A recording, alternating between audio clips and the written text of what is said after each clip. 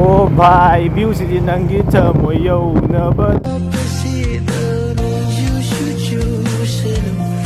So guys, finally usale. Side Sanark ke ko se. Makhong ani ka khala chung mai je ko. Guys, sa ji lo. Lo thod loi lo. Aji sing pham ji. Guys, nahi re phajana kok chu ngawi si lorak pada. Lei re pura. Akaubagi leirol nungda Jare pura pung ni pani dai pung halak pada. Wah, park lore guys, park.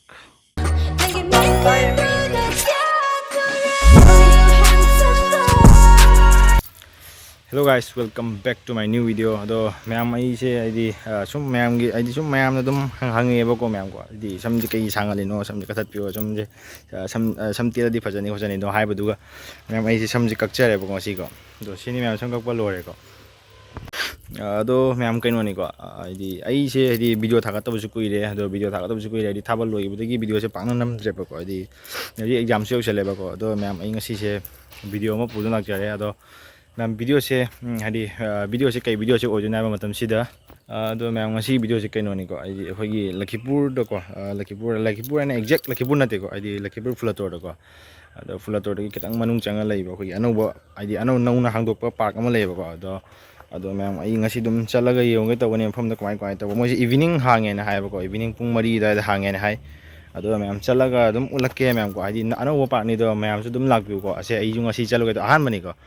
अदो ma'am येंगोसे दुदि park तो फजई फजदे आइदि कमाय कमाय तो बदु उचरके अदु मफम जरगा अदुम जेंगलके को ma'am अदो चलवरसे हौजिक नुंथिन नेबा पुंग 3 मुक तारे बको अदुदि मैम चलवरसे मफम जरम उचरगे guys let's go tung hanna yenglam dana chakhiba do nang nai from dai ko basu ta shinna da guys सबै हौजिक पुदि काल जबदोरे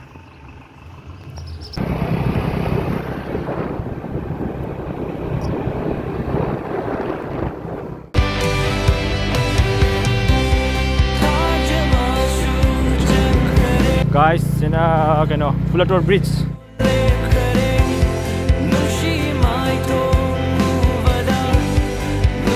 oh bhai view si nanggi tamo yo na ba lambi tare view so guys finally usale Fulator Lakhipur kasa sa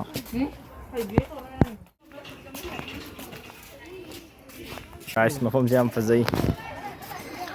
fazabagi haurakfam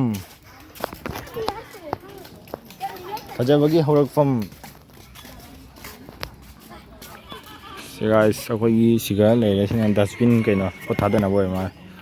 hatta ba kaiga sina mi fambam guys kaino ngasi mi lak te ngasi kaino mi no Wednesday se mi lak te angang amta leite sonda mani khalai haribangdong sanari angang khara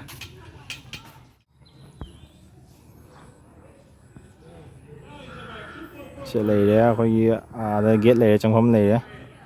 semi famnari chaudi dum ya da angang ke gang sana bai oidi ko ada leire sina dum lightning ju toi ko nung thang yor dum ngalakani ko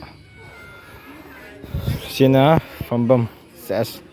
so guys mi medium tin de do ngasi Wednesday akhoi mi tin gadra na lakpadi sanana ai jo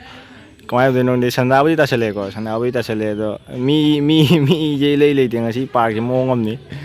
sia ga mi pa khali ni mi am da chatti sia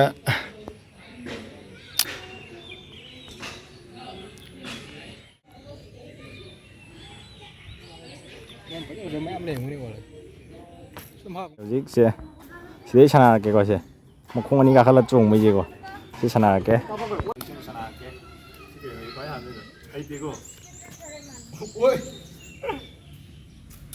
वो दिन ने post कर ली ने अब से दिन ने है वो ने को ngồi guys sao chứ đâu lo thốt loi lo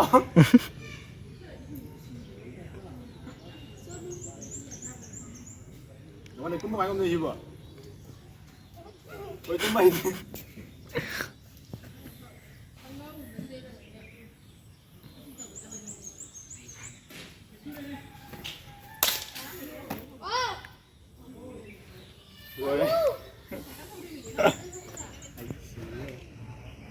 아직 시험범지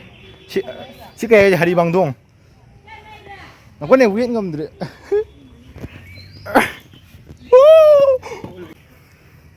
예 하고 와라 응 가자 농민네 아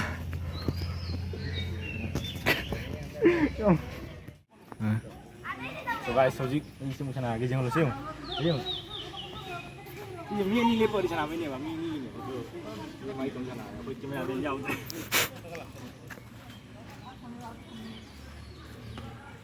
ses angin di sana udah bisa jauh di sana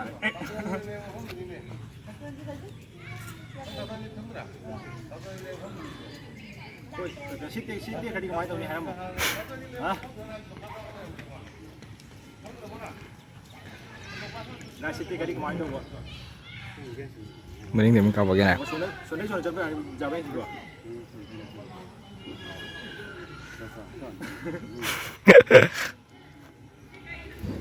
Xuống nó mới cái lát, cái nó không mà cái liệt rồi.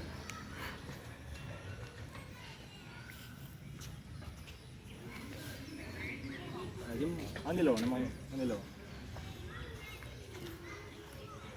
Empai gila. Nungaibadi guys, pai deh.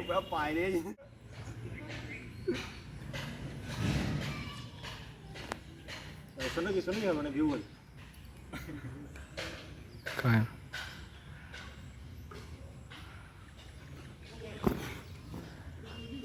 guys naire fajana kok chu ngawi si lorak pada ur leire pura asem ni ko ngawi sina lightning sanda tarak pai go wali de sana kini ate sana kini ate ke sana ja ba ying si go loi bo dum ying ni si myam keno ni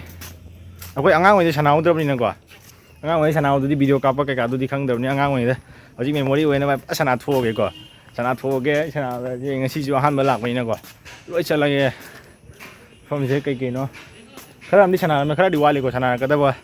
Sanark guys Sanark ni ngasi ki di Sanark su Sanark ni ko so guys ying na si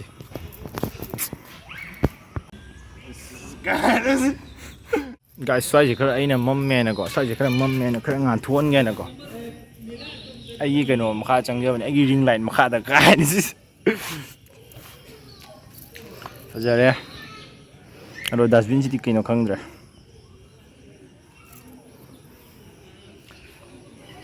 guys ai ring light chi jum da pu do na te ko ai ring light chi chaki phom da usu na te ado ai ring light chu lei de Houjik ko ai wa dre si gi di ko si phom je la da ring light dum pangani thenga ju ko guys Sanaba na ware ko Sanaba na ware ado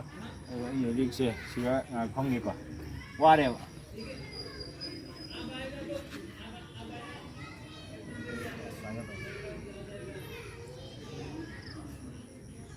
hello guys mafam se aduki matik fajai mafam se guys aduki matik fajai do siga mya puno siga visit to biro mafam si yengo location je kaino ni fulator de kha la ga moi marklin ronda lakpa da marklin ronda la ga dum phang mani se ko sini myam do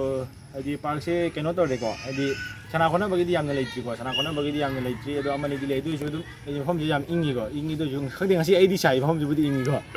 ado mari myam matang dum yang halake ado sondai chat pane sondai han mu je thengdar mi la khale to je bo thengdar mi tin gale ado khang de se mi thengdar budi am la ka ni ko thengdar ko la ka ni ai kan da ai di ayam badi dum tuition loi ba khot ba do duma na oraga angang ka loi la ka ni ba asonda khara lei sana na bai go asonda sana na bai khara lei asi ju loi sana ro si asi ju loi sana ro ge loi sana ro ge ado yam mi mi na si dum ko asi ka ka la ge bo si ba na di khang dri ba angang ira ke no yo ni e gi na ma ka la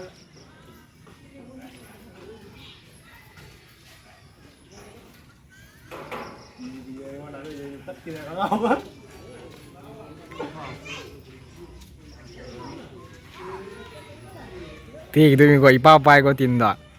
thì nơi ba bài à bạn cái hôm đấy ấy làm thợ rồi gì không cho cái làm thợ rồi không mà anh bằng nông cung ấy là hội thế từ từ anh từ từ này guys các được sống qua tất cả những lùa này phá tạt lên đi chứ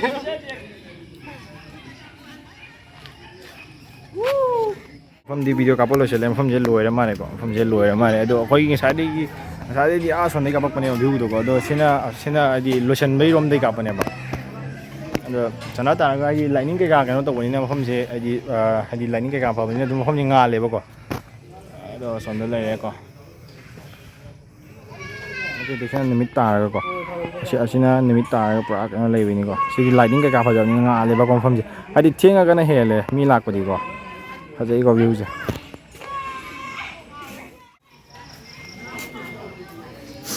มาพ่นซิวแล้วก็แมวจะปุ่นนุ่งเฉียงวันนี้ก็เอซิสได้เชื่อผมมาแกสกายไหนดูเต่าไม่ต้องดู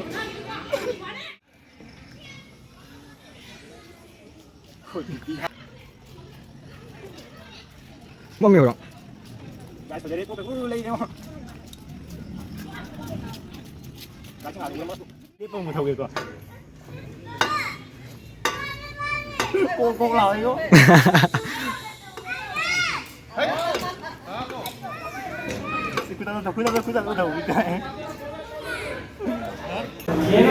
Henle guys, Henle luar deh. Guys background sound juga lang ya kok. Acap boleh oke, macam Henle nih. Guys, aja deh. Pung ni pani dari pung halak pada. Wah, park luar ya guys, park. Kau tahu luar. So guys, मैं आई जे यूम्यो चले बाको यूम्यो चले दी तुम आई लमी तो तुम आई लो चले के बाको वीडियो से को अदो मैं आई हौजिक से दी पुंग निपान मुतारे बाको से थेंगे कोई लापनी ना कोई दी लाप ना लाप कोई थेंगे तो पुंग आई दी तरुक तरी हालक पने बाको अदो थेंगे अदो मैं आई वीडियो से थका तरुक कोई रे अदो मैं नुआरंग वनी खाली को ngasi की वीडियो से को अदो मैं ngasi वीडियो तो कमाई तो के नुआई चे तो हाइबिरमो अदो मैं ngasigidi kena tau ke nunganya habiramo aduga ma'am soidana ma'am su hojiki floator ki park tu ka ma'am pernah lakidana kena park tu kami pernah di ma'am pernah lakidu koi baga lakidu di sunai entry fee 20 rupees ni ko 20 rupees ni ado mi amada ko ado ma'am ai channel sida ai channel sida anau ko lakpor ga di subscribe to sinbiramo amasung bell icon su on to biramo aduga video si nungai bi ta ga di like amasung comment to biramo ado ma'am di matang da tarak ko da nungai video pu lakpo ngamboi jage ma'am ngasigidi tang saida kanas Peace out. Vida mina pop lap le lei va mada, uba fang da madi, kauran na noi java.